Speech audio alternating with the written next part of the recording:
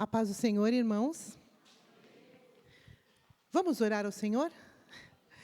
Senhor nosso Deus, nós te adoramos, nós te agradecemos, nós te engrandecemos. Senhor, obrigada pelo dia, Senhor, que já está se findando. Obrigada, Senhor Deus, por um novo dia que o Senhor já está preparando para cada um de nós. Obrigada, Senhor, porque temos a oportunidade de estar aqui, nos reunirmos como irmãos, como filhos teus, para te adorar, para ouvir a tua palavra, para louvar o teu nome. Senhor, louvores que nos alegram, que nos lembram, Senhor, da sua boa graça, que nos lembram, Senhor Deus, que o Senhor mandou seu Filho Jesus para que nós pudéssemos ter vida e vida abundante, Senhor, e que a morte de Cristo nos concedeu, Senhor, tudo isso. Obrigada, Senhor. Abençoa cada um que aqui está, Senhor Deus, que a tua palavra, Senhor, venha de encontro à necessidade da tua igreja nessa noite, que venha falar comigo, que venha falar com cada um que aqui está, Senhor Deus. Não deixe, Senhor, que os teus filhos voltem vazios para casa, mas venha enchê-los, Senhor, de fé renovada, esperança renovada, que eles possam, Senhor, estar cheios de alegria, Senhor, para uma nova semana que se inicia. Obrigada, Senhor Deus, em nome de Jesus. Amém. Irmãos, podem assentar-se.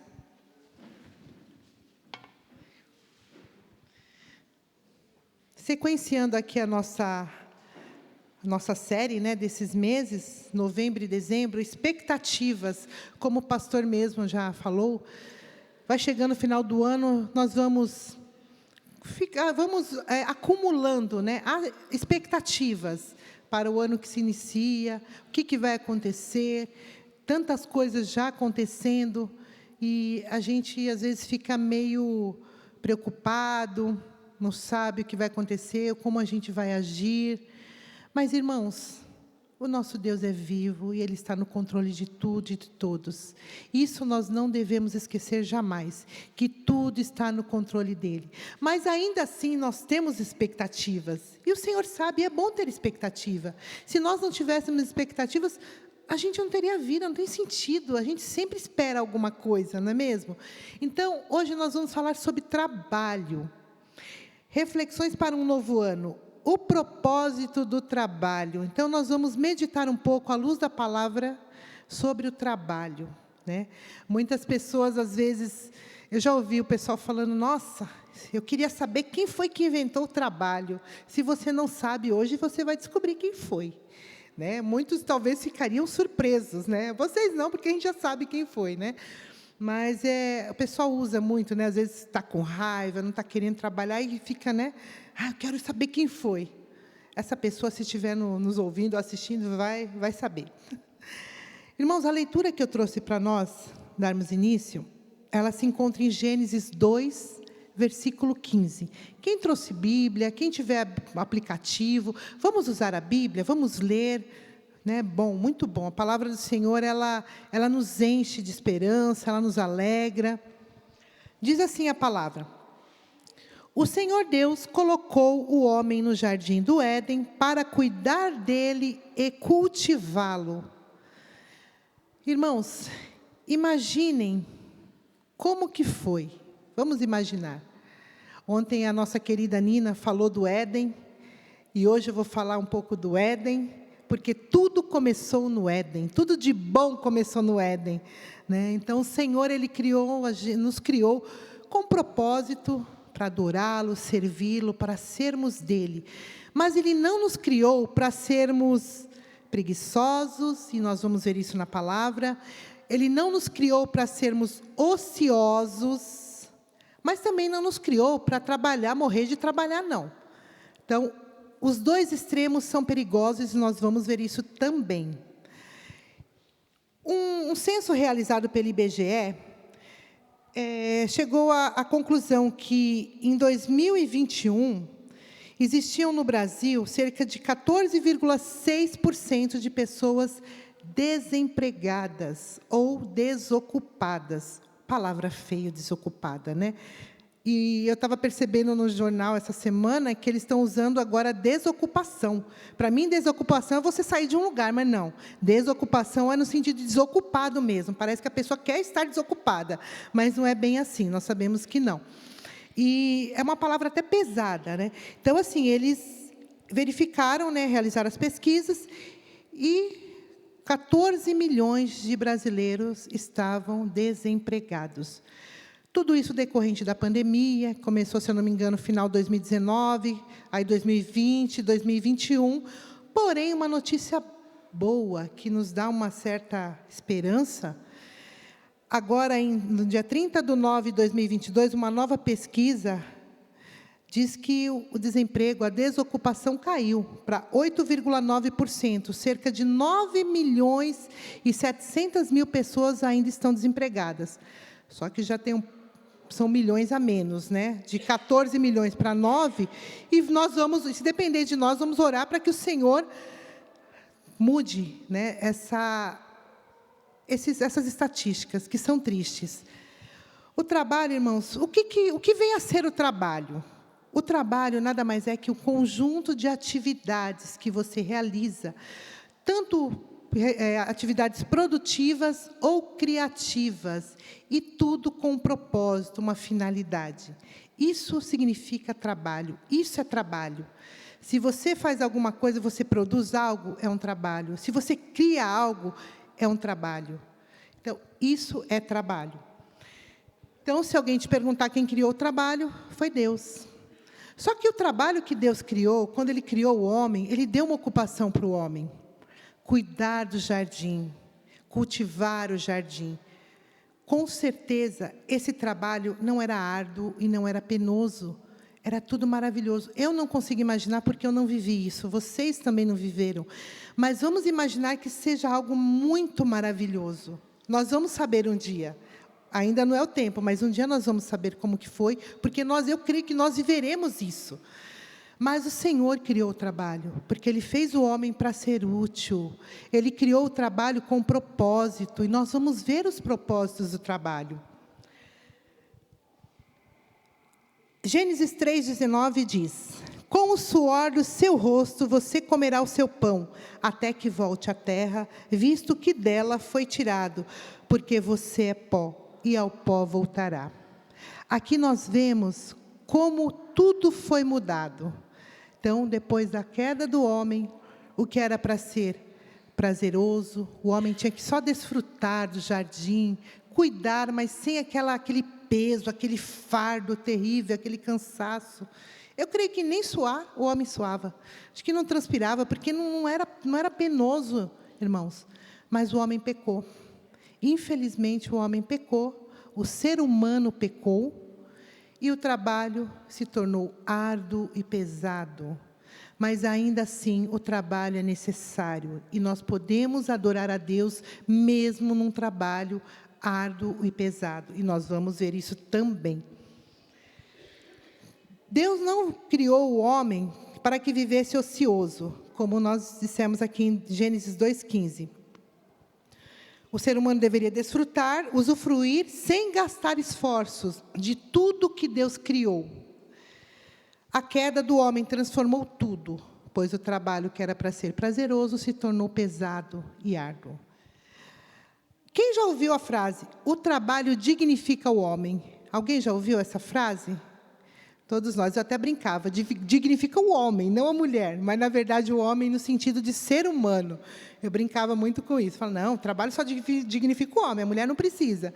Mas o ser humano precisa, sim, do trabalho. E ele realmente dignifica o homem. Apesar dessa frase, ela não estar na Bíblia, ela não é bíblica, gente. E ela ser assim, os sociólogos, eles usam isso muito por causa do mundo capitalista. Então, eles usam, o capitalismo é que usa essa frase para que o homem fique só dependente do trabalho, o trabalho produza, mas a gente pode tirar coisas boas desse princípio. Existem princípios cristãos nessa frase, ela não, apesar de não ser bíblica. E, assim, a gente precisa entender também que o trabalho, ele possui algumas funções. não só a função remunerada. Eu trabalho, eu ganho, eu compro, eu compro coisas, realizo coisas, ou seja, o trabalho ele não é necessariamente só remunerado. Tudo que você faz, a atividade que você faz é um trabalho.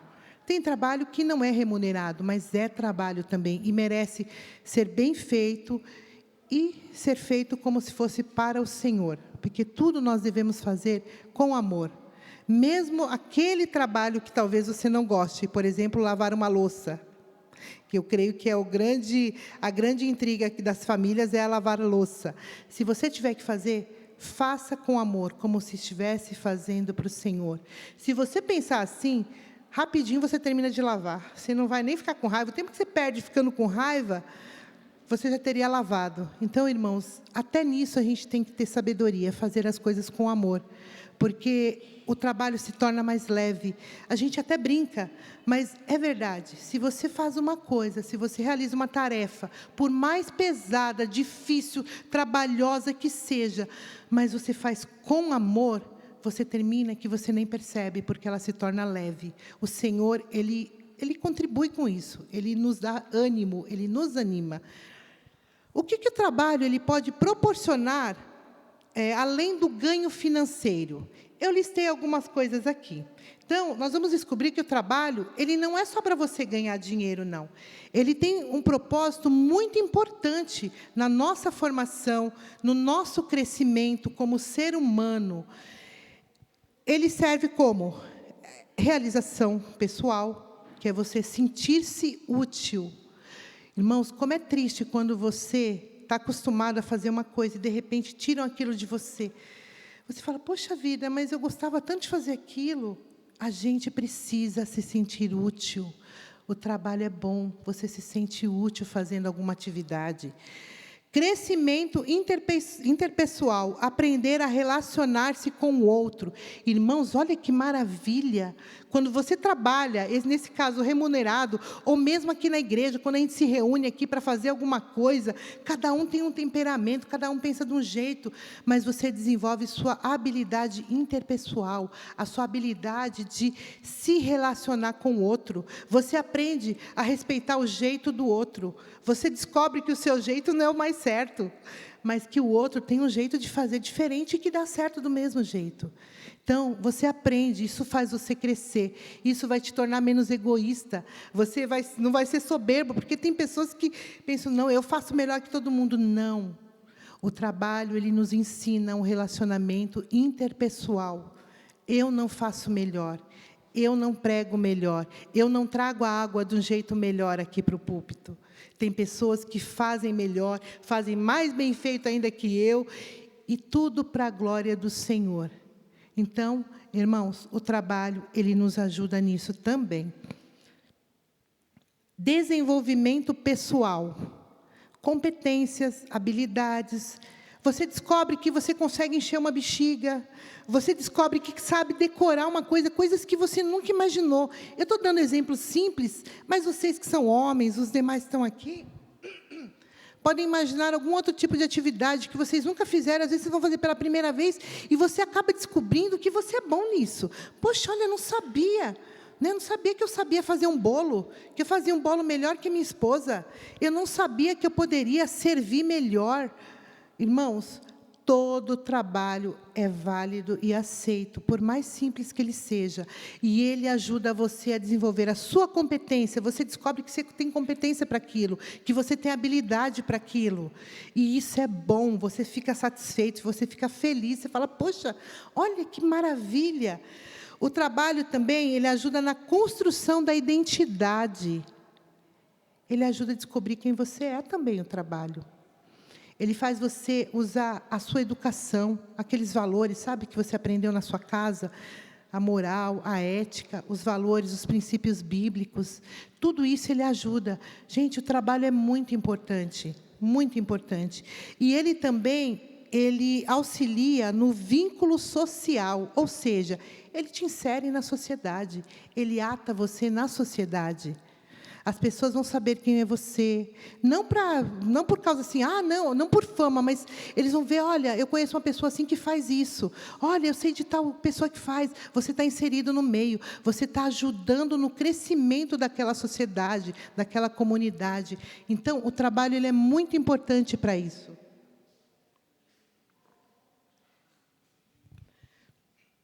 Os irmãos procurem na Bíblia, 2 Tessalonicenses 3, do 10 ao 12. Vamos ver o que Paulo nos diz sobre o trabalho.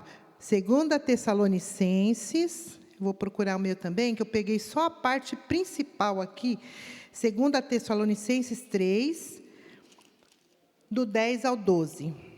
Vamos ver o que Paulo está dizendo.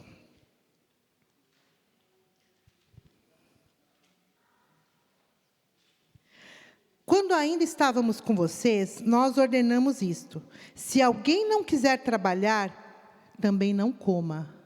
Olha que palavra dura. Pois ouvimos que alguns de vocês estão ociosos, não trabalham, mas andam se intrometendo na vida alheia. Irmãos, esse contexto aqui que Paulo usa é o seguinte, parece que ele foi muito duro. Mas aqui ele está escrevendo essa carta para corrigir um erro de interpretação aqui de alguns irmãos. Alguns irmãos entenderam que, como Jesus estava para voltar, a volta de Cristo está próxima, para que eu vou trabalhar? Não vou trabalhar. Então, os irmãos estavam deixando suas atividades e estavam sendo pesados para outros, porque eles alegavam que Jesus estava para voltar e eles não precisavam trabalhar.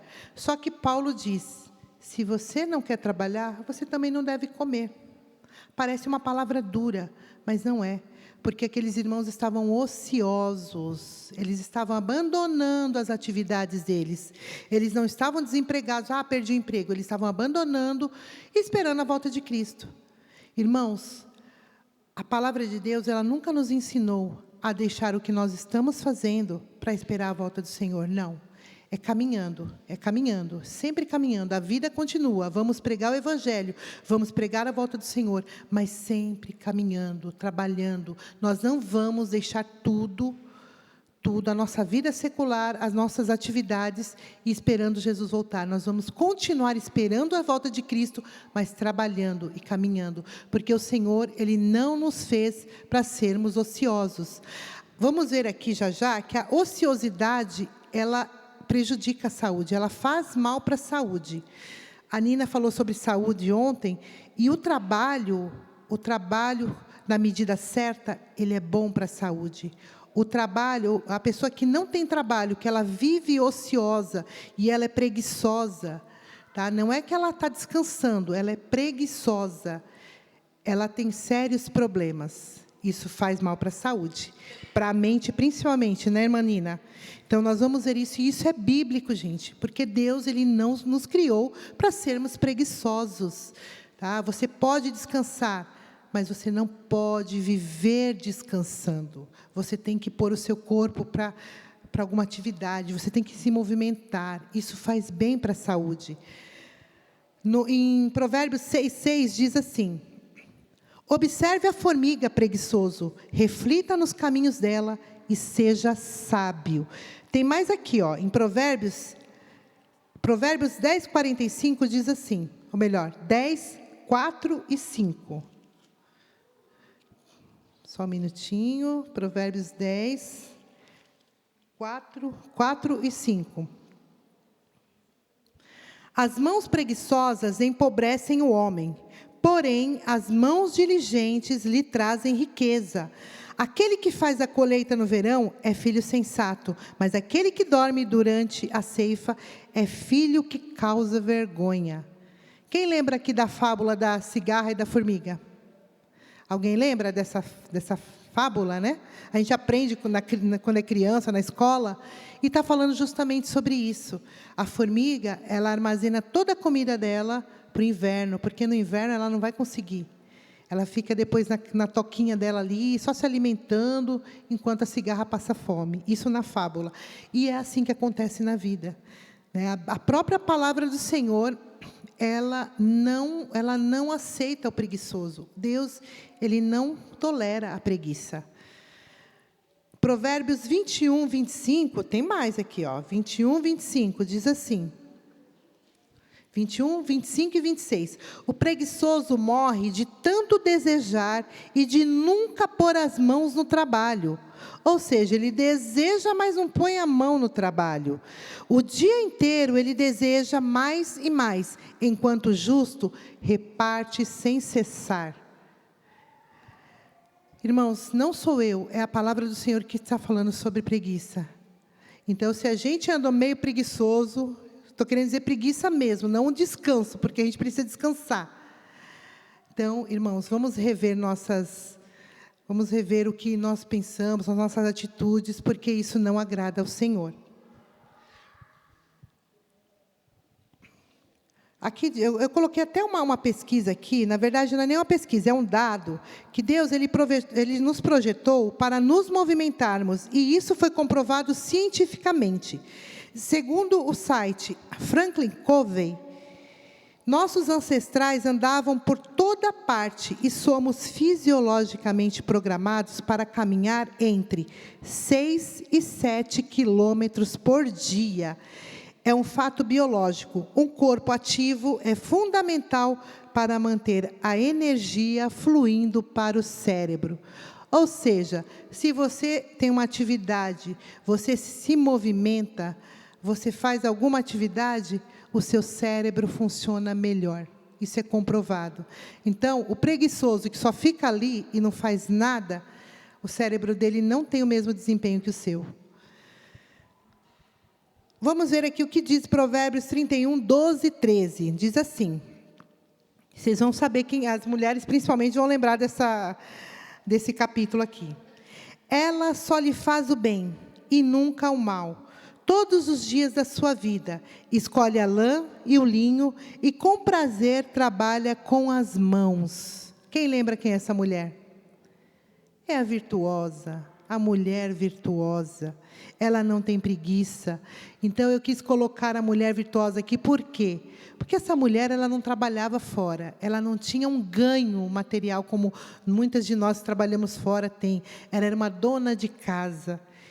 E meus irmãos, eu vou ser muito sincera, se eu tiver que trabalhar em casa, eu trabalho mais em casa do que no meu trabalho mesmo. O trabalho de casa, ele nunca termina. Não é mesmo, Daiana? Não termina. Né, irmã Rosângela? Minha mãe, Beth, né, irmãs? É um trabalho que não tem fim, mas é um trabalho que nós devemos fazer também como se fosse para o Senhor. E claro que quando os nossos maridos ajudam, é bem-vindo, né, irmãs? Maravilhoso, né? Então, assim, ela não tinha um trabalho remunerado, mas ela trabalhava, ela não tinha preguiça, ela não era uma mulher preguiçosa. E nesse tempo aqui, não tinha água encanada. Tinha que buscar água lá onde? No rio, provavelmente. Nem poço devia ter. Ou tinha algum, mas era longe.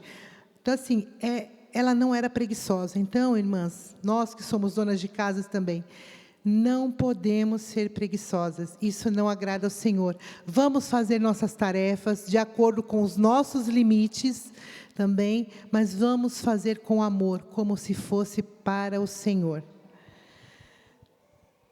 Eclesiastes 3,13 diz assim: descobri também que poder comer, beber e ser recompensado pelo seu trabalho é um presente de Deus. Como é bom, irmão, quando chega o dia do pagamento, seu pagamento está ali na conta certinho, aí você olha e fala, meu Deus, que maravilha, já vou separar o meu dízimo, já vou guardar uma oferta. A gente fica tão feliz que a gente quer adorar a Deus com o nosso dízimo, com a nossa oferta. Isso é maravilhoso, é muito maravilhoso, é uma alegria muito grande para a gente. Irmãos, e você poder usufruir do fruto do seu trabalho, não tem preço. Não tem preço. Você poder sair com a sua família, tomar um sorvete ali na praça, não importa, ou fazer uma viagem, quem tem condições. Você pegar o seu dinheiro, o dinheiro que você ganhou, abençoado por Deus, e usufruir dele é maravilhoso. Você realizar sonhos com a permissão de Deus, isso é maravilhoso. Então, irmãos, olha, você deve trabalhar sim, mas você não deve morrer de trabalhar. Você deve trabalhar e usufruir do seu dinheiro. Não seja como o tio Patinhas, não fique amontoando ali, guardando com dó de tirar uma moeda para fazer alguma coisa. Viva com o seu salário, aproveite, usufrua dele, porque isso é bênção de Deus para a sua vida. Eu conheço pessoas que só estão ganhando e acumulando. E a gente até brinca, fala, olha, você vai morrer, vai ficar tudo aí. Não seja, lógico, tenha os pés no chão. Não faça nada além do que você possa. Faça dentro do que você pode, mas faça. Você vai ver que isso é saudável, é muito bom, e Deus abençoa você também. Porque assim, irmãos, tanto a preguiça como o trabalhar demais fazem mal para a saúde. E nós temos aqui uma síndrome chamada síndrome de burnout, é assim que fala? Então, essa síndrome, ela acometeu muitas pessoas, e não necessariamente pessoas que têm trabalho remunerado. Estudantes, pessoas que têm atividade, seja estudante, seja em casa, seja o que for, qualquer atividade que você exagerar, isso pode causar essa síndrome também. Quem é mais propenso a sofrer dessa síndrome? Eu tenho uma relação aqui, ó, e ela realmente não está ligada só a uma profissão específica. Ela está relacionada a pessoas com os seguintes perfis. Eu vou falar aqui, vocês prestem atenção. Se você se enquadrar em alguma dessas, peça a Deus para te ajudar, para que você consiga descansar, que você consiga ter um domínio próprio, ter equilíbrio, que é muito importante. Lá vai. Pessoas muito exigentes com os outros e, consequentemente, consigo mesmo. Pessoas perfeccionistas. Pessoas imediatistas que querem tudo para ontem e acham que todos ao seu redor são lentos. Eu trabalho com uma pessoa assim. E ela fala que as pessoas são cozidas. As pessoas são cozidas, ou seja, são mole, porque ela é muito acelerada. Isso é perigoso. Pessoas que têm dificuldade de delegar funções, pois acreditam que sempre fazem melhor que os demais. Irmãos, esse aqui é o perfil de uma pessoa que está no caminho para sofrer dessa síndrome de burnout. Pastores já sofreram com isso, pastores nossos, né? Assim e tem muitos ainda sofrendo. Outras pessoas ao nosso redor, tem pessoas que sofrem disso e nem sabem que é isso, porque é relativamente novo, né, esse termo, eles descobriram relativamente há pouco tempo. Então, tanto o excesso de trabalho como a falta dele faz mal, irmãos. O Senhor, Ele nos criou para termos uma vida equilibrada. Devemos ter um equilíbrio. Os irmãos lembram do fruto do Espírito? Precisamos colocar em prática a palavra do Senhor na nossa vida. Precisamos entender que precisamos de ajuda. Eu preciso entender que eu preciso de ajuda. Muitas vezes eu quero fazer coisas sozinha e não é correto. E eu estou aprendendo vagarosamente, mas estou. Nós precisamos entender e aprender isso. 2 Timóteo 2,6 diz assim. Opa, deixa eu procurar aqui, ó. 2 Timóteo 2,6. Eu esqueci de anotar.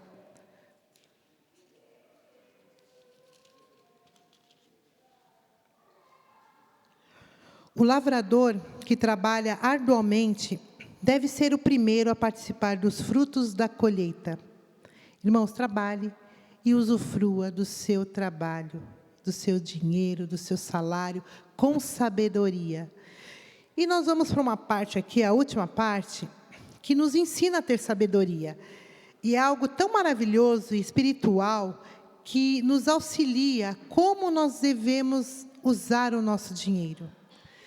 Provérbios 3:9 diz assim: honre ao Senhor com todos os seus recursos e com os primeiros frutos de todas as suas plantações. Os seus celeiros ficarão cheios e os seus barris transbordarão de vinho. Provérbios 3:9. Irmãos, o princípio da mordomia, a gente devolver uma parte do que o Senhor nos dá, uma pequena parte. Isso, irmãos, é algo espiritual. Eu não consigo explicar para vocês.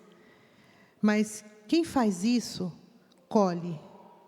E você pensa, nossa, como rendeu esse mês? Muito mais. Não é uma troca, irmãos. Não é uma barganha. E não é um investimento. Você não está investindo na bolsa de valores. Você não está fazendo uma aplicação. Você não está trocando com Deus. Senhor, estou te dando para o Senhor me devolver mais. Não. Sabe o que você está fazendo? Senhor, a primícia está aqui.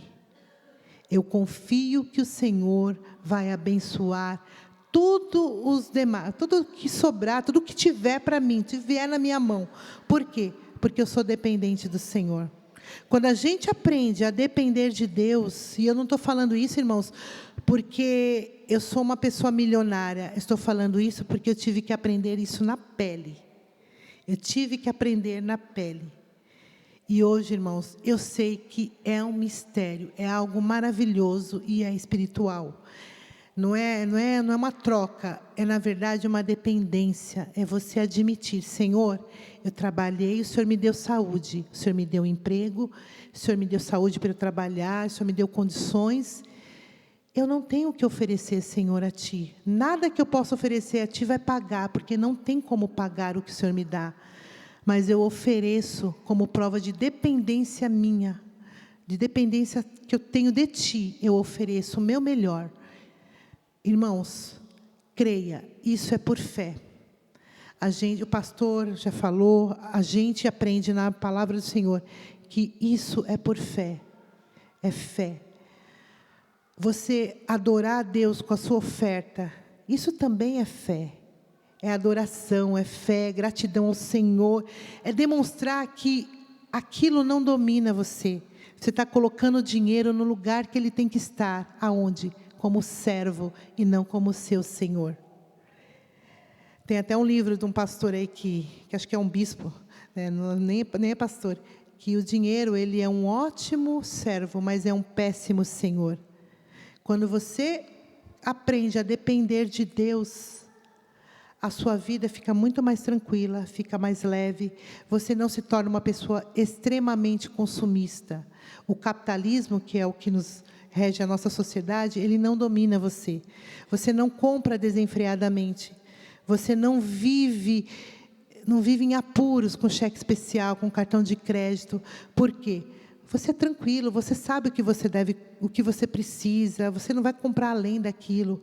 Irmãos, até para isso nós precisamos do Senhor, precisamos ser educados para também usufruir do nosso dinheiro. Mas o Senhor quer que você ganhe, que você trabalhe, que você usufrua, mas que você tenha o dinheiro como servo e não como Senhor. Porque o único Senhor da sua vida é Deus, aquele que te criou, aquele que te ama e aquele que sempre vai te ajudar. Tem pessoas em nosso meio que estão procurando emprego, eu acredito que sim, que talvez façam parte aqui dos 9 milhões de desempregados. Mas eu creio que o Senhor, Ele é poderoso, se você realmente deseja. Eu creio que o Senhor é poderoso para abrir uma porta de emprego para você. Assim como Ele abriu para mim, como abriu para o meu esposo, abriu para muitos aqui. O Senhor é poderoso para isso. Quem está querendo ingressar no mercado de trabalho, mas é tão difícil, é uma concorrência, é muita coisa. Mas confia que o Senhor vai abrir a porta. Em nome de Jesus, Ele vai. E quando Ele abrir, não esquece de agradecer, não esquece de vir testemunhar. Porque as pessoas, elas precisam ouvir os testemunhos. Nós precisamos ouvir que o Senhor, Ele nos atende, que Ele nos ouve. Nós precisamos disso, irmãos. A nossa fé, ela é aumentada com isso também. Eu convido os irmãos a se colocarem em pé. Peço ao grupo que vem à frente. E vamos fazer uma última leitura, que está em Colossenses 3, 23. Colossenses 3, 23.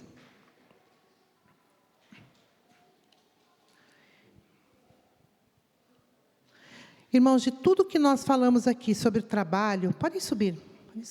De tudo que nós falamos aqui sobre o trabalho, como que fica a sua expectativa para 2023? Como fica a sua expectativa para essa semana que vai começar? Então, meditem nisso, meditem em tudo que foi falado, nos versículos que foram lidos aqui. E esse último versículo, ele nos ensina algo muito importante também. Tudo o que fizerem, façam de todo o coração, como para o Senhor e não para homens. Tudo. Não está falando só o trabalho que você gosta. Muitas vezes você está no emprego que talvez não seja o emprego dos seus sonhos. Mas mesmo assim, o Senhor está te abençoando através desse emprego. Faça com amor. Faça como se você estivesse fazendo para o Senhor. E isso vai ficar mais leve, a atividade vai se tornar mais leve. O cansaço vai sair. Deus, Ele vai renovar as suas forças. Vamos todos orar? Vamos orar por aqueles que vão começar a semana, vão procurar um emprego. Vamos orar por aqueles que estão trabalhando. Vamos orar para aqueles que estão meio preguiçosos e precisam de ânimo para fazer as coisas, para correr atrás com a ajuda de Deus. Vamos orar. Senhor Deus,